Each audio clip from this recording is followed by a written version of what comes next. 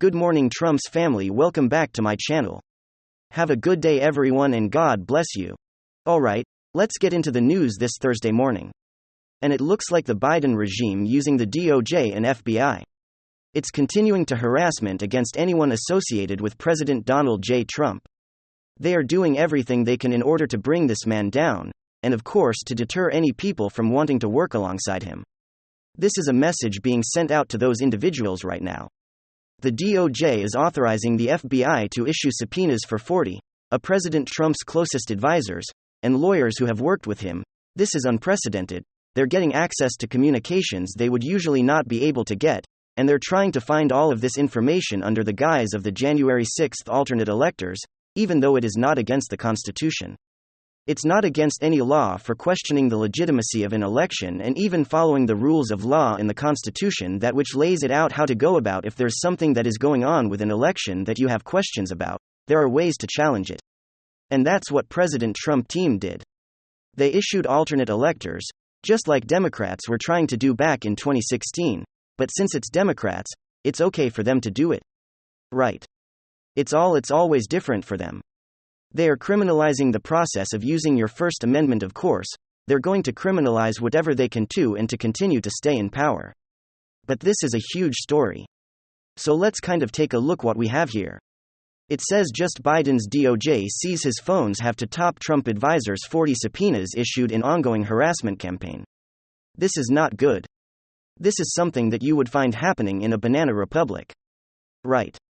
But it doesn't change the fact that this unlawful use of this agencies is what's driving all of this because of their fear of President Trump coming back into office, and actually going after these criminals. Biden's corrupt DOJ department sees the phones atop to top Trump advisors. In the past week, the Justice Department issued at least 40 subpoenas over the last several days seeking information related to January 6th, and Trump's Save America Trump's top advisors Stephen Miller and Brian Jack and Dan Silvano or all receive subpoenas.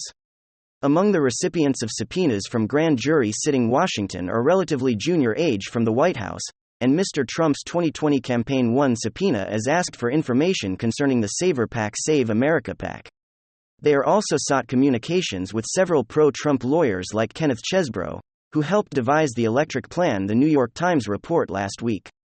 According to the new report from the Times Force, Something and Mike Roman had their phones seized by the DOJ. The New York Times also reported that the Justice Department has issued 40 subpoenas over the past week seeking information about actions of President Donald J. Trump and his associates related 2020 election into January 6, 2021. Riot at the Capitol. According to the people familiar with the situation to top Trump advisors, Boris, Someone and Mike Roman had their phones seized as evidence. These people said among those department has conducted since Wednesday are people who are close to the former president now have placed significant roles in his post-White House life. Those receiving subpoenas include Dan Savino, Mr. Trump's former social media director who rose from working at Trump's own golf course to one of the most loyal aides, and has remained an advisor to Mr. Trump left office, Stanley Woodward, and one of Mr. Savino's lawyers declined comment. The Justice Department also executed search warrants to seize electronic devices from people involved in so-called fake electors' effort to swing states, including a longtime Trump advisor and Mark Roman, a campaign strategist. According to people familiar with the event, federal agents make seizures last week, people said. Recalled Trump's lawyer John Eastman said the FBI searched and seized his phone in June. This was the FBI ambush him. Eastman was exiting a restaurant with his wife and Fred in New Mexico when FBI agents ambushed him and forced him to unlock his phone. The federal agents then took Eastman's iPhone 12 Pro. Yeah, this is what they want. This is the message they're sending to anyone who plans on working with Trump moving into 2024. They're going to do whatever they can in order to stop this.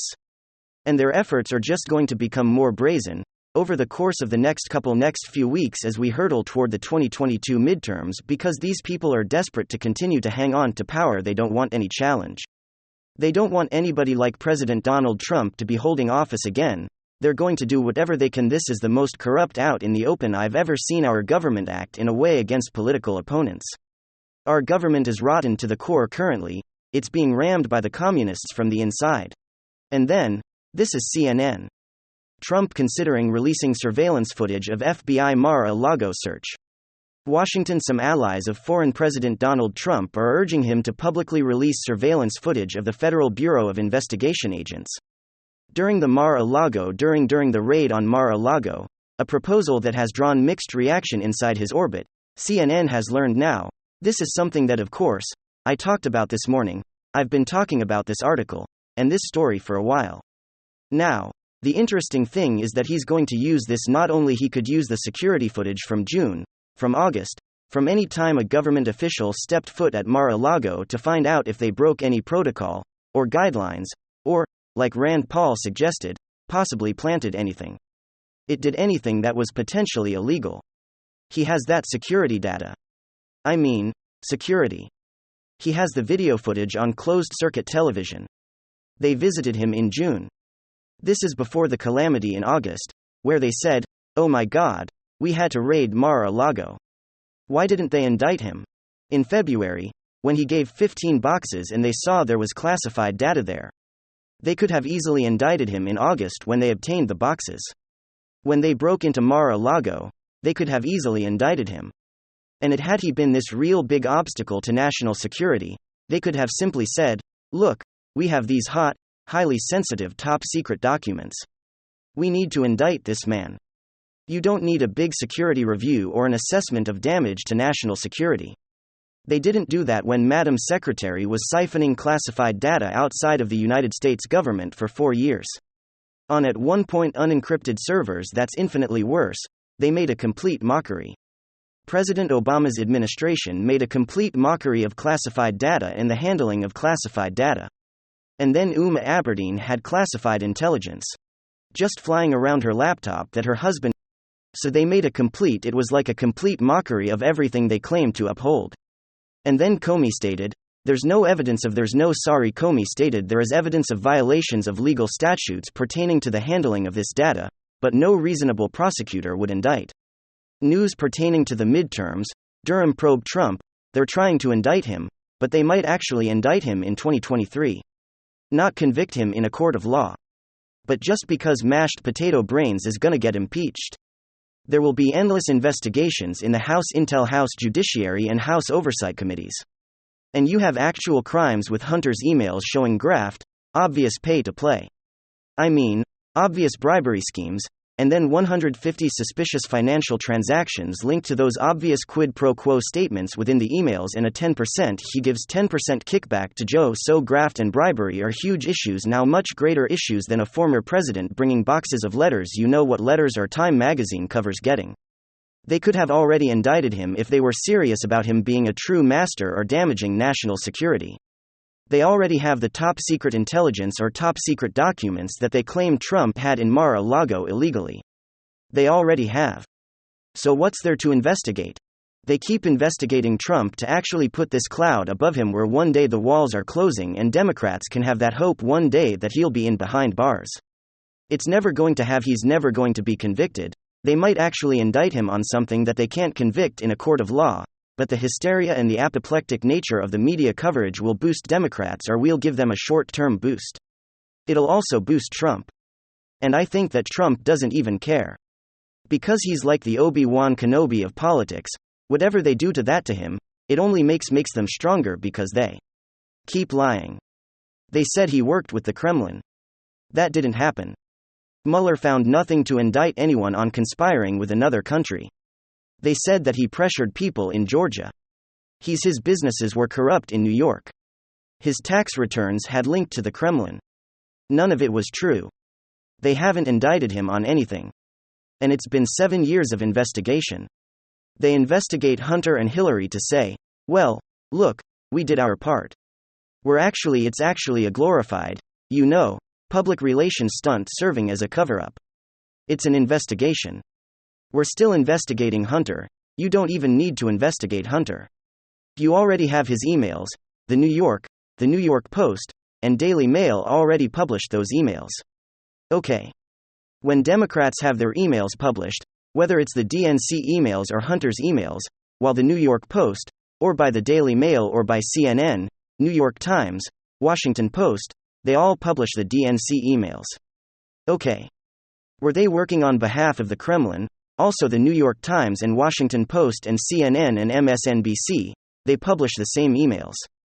But anyway, when it's incriminating to Democrats, it's actually, don't you understand, a plot by another country to make you think, then you should vote for the adversaries, the Democratic Party, my Republicans. And so it's when you look at corruption within the Democratic Party, media says, gosh, that's a plot by another country.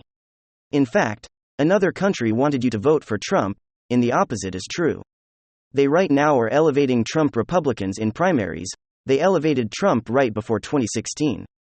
Then they lost them. They blamed another country for what they were doing. The whole narrative, interestingly enough, which is one of the many lies they've told, is that another country, the Kremlin, wanted Trump, but they wanted trumpets within their emails. And there was a Politico article.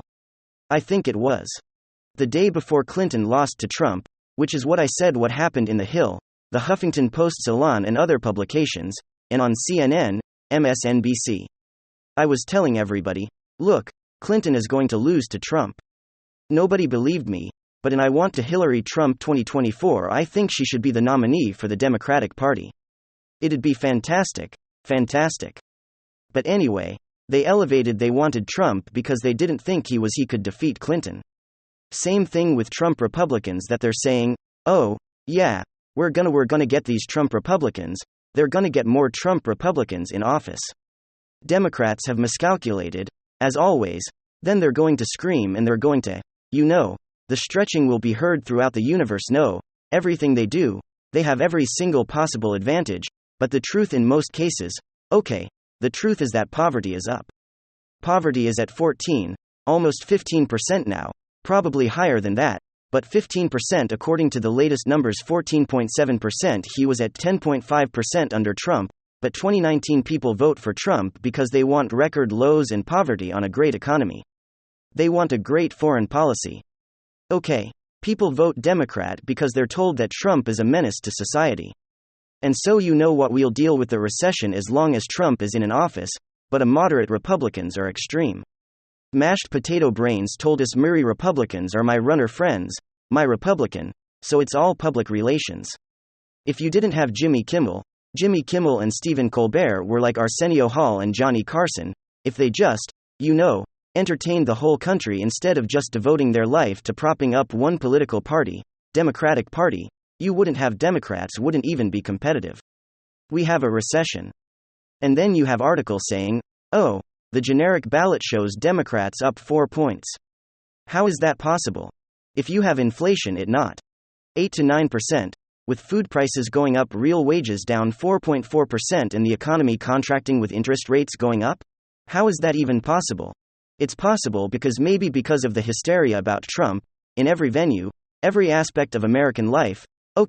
You can sports athletes, artists, musical artists, Hollywood, social media algorithms.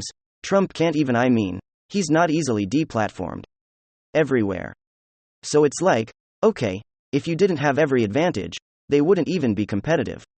But anyway, getting back to Drought and the security footage. He's going to release that in the court of law, almost certainly, to prove that they visited him in June, gave him a thank you note, looked at the storage facility, then they didn't say it was a damaged risk to national security. And he can also show that to the public, maybe, not edited it, not slice and dice it, but show relevant parts to the public to see what he had to deal with. Alright, thanks for being here, folks. Please receive a big hug from all of us. Let me know